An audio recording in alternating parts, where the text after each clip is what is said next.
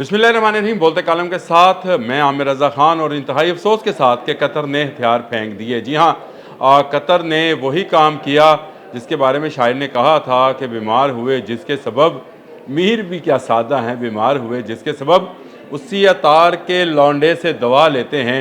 Mark Rubio ने Qatar का दौरा किया अपनी अहलिया के हमरा और अमीर कतर ने नए मुआहदे की बात कर दी। ये एक तरफ हो रहा था और दूसरी तरफ जो है ग्राउंड अटैक इसराइल ने शुरू कर दिया है। इस पर मैंने कहा मैं आपसे बात कर लूँ कि हमने 15 सितंबर को जो इजलास हुआ दोहा में, जिसमें कतर के अमीर ने बबांगे दोहल कहा था कि वो इसराइल को गज़ा में जुल्म से रोकना चाहते हैं और वो चाहते हैं कि गज़ा में अमन आए। लेकिन अमन कहाँ आना था जब आप ज़रा सी कमज़ोरी दिखाते हैं। और अब यही हुआ कि एक तरफ अमेरिका के सदर डोनाल्ड ट्रंप ने सिर्फ एक रोज़ पहले कहा कि कतर तो हमारा भाई है, कतर अपना भाई है और कतर अपना भाई है जी। और इसके साथ दूसरे दिन मार्क रूबियो पहुंच गए और अमीर कतर से मुलाकात कर ली और कहा अमीर कतर ने कि वो नए दिफाई मुआहदात जो हैं वो करना चाहते हैं और इसकी ज़रूरत है। उन्होंने ज़ोर दिया कि इसकी ज़रूरत है, बिल्कुल ज़रूरत है उनको दिफाई मुआहदात करने की, यानी कैंसिल करने की ज़रूरत है। लेकिन वो अमेरिका के साथ नए मुआहदात करने जा रहे हैं। मैंने किसी जगह लिखा था अपने एक सोशल मीडिया प्लेटफॉर्म पे कि सोने के कमोड पे बैठने वाले गोली नहीं चलाते। और याद रखिएगा कि पाकिस्तान चाहे कि एक माली तौर पर कमज़ोर मुल्क है, लेकिन फ़ौजी तौर पर पाकिस्तान दुनिया के चंद बड़े ममालिक में शुमार होता है जो कि एटमी पावर है।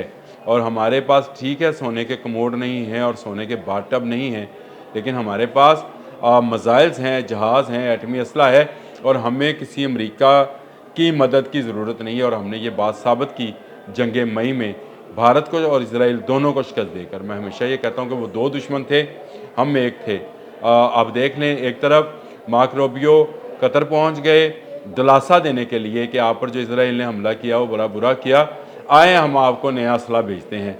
और मीर कतर ने कह दिया कि जी हमें नए मुआहदात करने की ज़रूरत है, अल्लाह करे ये ना करें मुआहदात। अमीर कतर उन बातों पर कायम रहें दोहा में होने वाली कॉन्फ्रेंस में मुसलमान मुल्कों के तमाम सरबराहान ने की थी।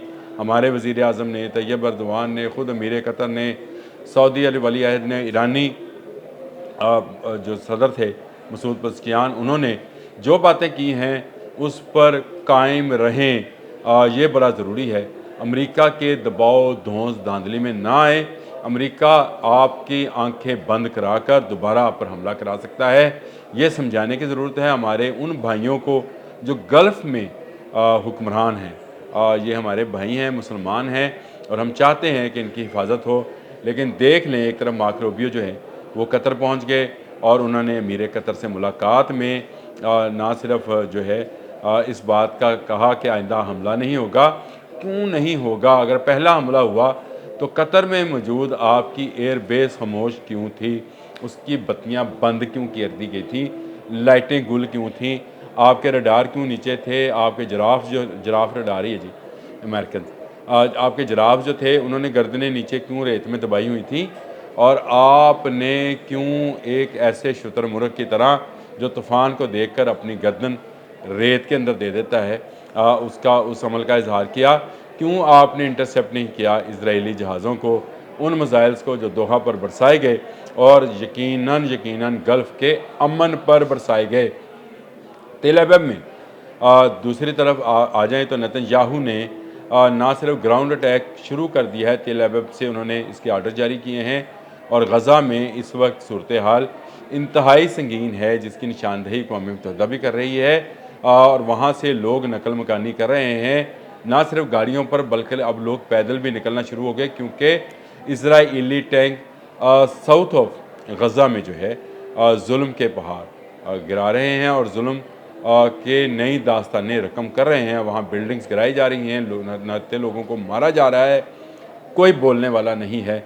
और इस पर जो वज़ीर आज़म हैं नेतन्याहू इसराइल के, उन्होंने फिर एक जो है धमकी लगाई है और उन्होंने कहा कतर पर दोबारा हमला हो सकता है।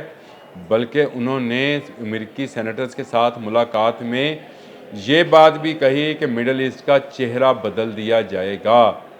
इस बात को जहन में रखिएगा। नेतन्याहू वो वज़ीर आज़म हैं जिन्होंने ग्रेटर इसराइल का नक्शा बना रखा है, जो कि मिस्र से सऊदी अरब तक का है। अगर आपको ग्रेटर इसराइल का नक्शा देखना है तो नेट पर मौजूद है। वैसे मैं अपने जो एनालिस्ट हैं या अपने नॉन लीनियर इंजीनियर्स हैं उनसे भी कहूँगा, एडिटर से, कि वो इस पर इस नक्शे को ज़रूर लगाएं ताकि आपके जहन में हो कि नेतन्याहू की गाज़बाना सोच सिर्फ गज़ा तक महदूद नहीं है। अब उसने ऐलान कर दिया है कि वो गज़ा पर कब्ज़ा करेगा और तमाम गज़ा को खाली कराएगा। अब ग्राउंड अटैक साउथ में शुरू हो गया है और वहाँ पर बमबारी जो है की जा रही है। टैंक्स जो हैं दाखिल हो गए हैं, इजरायली फ़ौजी दाखिल हो गए। यानी आपको गज़ा में एक नया इंसानी अलमिया जन्म लेता हुआ नज़र आ रहा है। और यहाँ पर गल्फ़ कंट्रीज़ में जब 50 मुल्क इकट्ठे हुए उसके बाद से अब दोबारा जो है उस मामले को रिवर्स किया जा रहा है। अमेरिकी सदर ने पहले कुवैत को अपना दोस्त कहा, भाई कहा, अलाई कहा, और उसके बाद अपने वज़ीर ख़ारजा मार्क रूबियो को बमा अपनी अहलिया के वहाँ भेज दिया। और मीर कतर ने कहा कि हमारे आपके साथ दफाई मुआहदात मज़ीद होने चाहिए।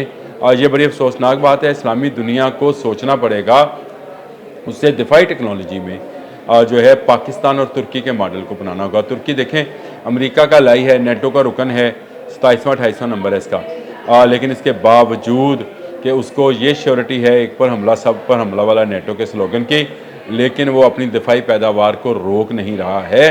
वो 5th जनरेशन का जहाज़ बना रहा है और उसके अलावा वो मिसाइल्स और ड्रोन टेक्नोलॉजी में ख़ास अहमियत हासिल करता चला जा रहा है, ख़ासकर बहरी क़ुव्वत को बढ़ा रहा है। और पाकिस्तान भी उससे वैसे 2 जहाज़ तैयार करवा रहा है। अब आ जाए पाकिस्तान पर। पाकिस्तान अमेरिका का इस हवाले से किसी ज़माने में अलाए रहा है। अफ़गान वार के दौरान और उससे पहले भी अमेरिका जो था वो हम पर हावी था और अमेरिकी असला जो था वो हम इस्तेमाल किया करते थे। लेकिन जैसे जैसे वक्त गुजरा अमेरिका ने पाबंदियाँ बढ़ाना शुरू की। जिस तरह से अब वो मिडल ईस्ट के लोगों पर पाबंदियाँ लगाता है कि आप असला तो ले लें मुझसे, इसराइल के ख़िलाफ़ नहीं चलाएँगे तो भाईजान शादी तो चलावांगे, शादी तो वाई फायरिंग करांगे। ये सोचना चाहिए और पूछना चाहिए कि क्या अगर हम इसराइल के ख़िलाफ़ नहीं चलाएँगे तो किसके ख़िलाफ़ चलाएँगे? पूरी इस्लामी दुनिया एक तरफ अकेला इसराइल, एक तरफ जिसको बदमाश बना रखा है अमेरिका ने, अब वो उनके साथ नए मुआहदे कर रहा है ताकि वो चीन, पाकिस्तान और तुर्की की तरफ ना देखें। लेकिन हमारे मिडल ईस्ट के हुक्मरानों को ये सोचना होगा, हमारे मिडल ईस्ट के हुक्मरानों को इस बात का जायज़ा लेना होगा कि उनके पास वो वेपन हो जो वो वक्त ज़रूरत किसी मुल्क के ख़िलाफ़ भी इस्तेमाल कर सकते हैं, जिस पर इस तरह की कोई पाबंदी ना हो। और ये असला, ये मिसाइल, ये जहाज़ उनको तुर्की से मिल सकते हैं, पाकिस्तान से मिल सकते हैं। और पाकिस्तान ने तो J-10C उड़ाया भी है। ज़िलज़ाल मैंने ज़िक्र किया था एक कतर में होने वाली एयर शो का, जिसमें मशकों का फ़िज़ाई मशकें थी, जिसमें पाकिस्तान के पायलट्स ने, शाहीनों ने J-10C उड़ा के भी दिखाया था। अगर आज कतर के पास J-10C या JF-17 थंडर जैसे जहाज़ मौजूद होते तो कभी इसराइल को ये ज़रूरत ना होती कि वो दोहा की सरजमीन पर मिसाइल या बम बरसाता और फिर ऐलान करता कि मैं कतर पर दोबारा हमला करूँगा, जहाँ हमास के लोग मौजूद हैं वहाँ पर हमला करूँगा। और यह बात भी 15 सितंबर को ही की, जब मुसलमान मुल्कों का इजलास हो रहा था। उसी दौरान तेल अवीव में एक मीटिंग जारी थी जिसमें जो है जिसका उन्वान ही रखा गया था 50 स्टेट्स एंड 1 इसराइल। उसके इस उन्वान से अमेरिकन सेनेटर्स वहाँ मौजूद थे और मैंने कल इस व्लॉग में कहा था कि अमेरिकन सेनेटर्स को इत्माद में ले लिया गया है। मार्क रूबियो एक मरतबा फिर उस कबूतर को जिसको शिकार करने को बिल्ली तैयार बैठी है, इजरायली बिल्ली, यहूदी बिल्ली तैयार बैठी है, उसके आंखें बंद करने के लिए पहुंच गए हैं। मार्क रूबियो का ये दौरा अल्लाह करे मेरी ख्वाहिश के मुताबिक नाकाम हो और ये गल्फ़ स्टेट्स अपनी दौलत जो हैं वो अपने दिफा पर बेहतर अंदाज से खर्च करें। अमरीकी असला बेहतर होगा लेकिन वो अमरीकी है। इनको अपनी टेक्नोलॉजी या तो डेवलप करनी चाहिए या जो मुसलमान मुल्कों के पास टेक्नोलॉजी, 2 मुल्कों के पास तो है, तुर्की और पाकिस्तान। वैसे तो ईरान के पास भी है मिसाइल, बड़ी ज़बरदस्त बैलिस्टिक मिसाइल्स उनके पास भी मौजूद हैं, अल-फतह के नाम से। लेकिन जो इस वक्त एडवांस टेक्नोलॉजी है वो तुर्की और पाकिस्तान के पास है। इससे हासिल करें ताकि इसराइल को मौका मिले तो भरपूर जवाब दिया जाए। ग्राउंड अटैक शुरू हो गया। अफसोस है तमाम मुसलमान ममालिक को इस पर आवाज़ उठानी चाहिए, उसी तरीके से जिस तरह से पाकिस्तान आवाज़ उठा रहा है और कह रहा है कि इनके तमाम इसराइल को जो है इस पर पाबंदी लगनी चाहिए और इसराइल को अक़वाम मुत्तहिदा की जो रुकनीत है उसको भी ख़त्म करना चाहिए। यही जज्बा तमाम मुस्लिम ममालिक में होना चाहिए। तमाम मुस्लिम ममालिक को इसराइल के साथ तजारत बंद करनी चाहिए। ये आपके लिए हैरानकुन बात है, लेकिन मासवे पाकिस्तान और सऊदी अरब के बाकी मुस्लिम ममालिक जो हैं वो उनसे तजारत करते हैं। ईरान, पाकिस्तान और सऊदी अरब। तो ये एक अफसोसनाक बात है। मैंने कहा मैं आपसे आज बात करूं इस मौजू के ऊपर भी कि देखें, एक तरफ दोहा पे बम बरसाए गए और दूसरी तरफ मार्क रूबियो पहुंच गए नए दफाई मुआहदे यानी नए नोट तंबंचू काबू करने के लिए वहाँ पहुँच गए हैं। अब तक के लिए इतना ही। अल्लाह हाफ़िज़।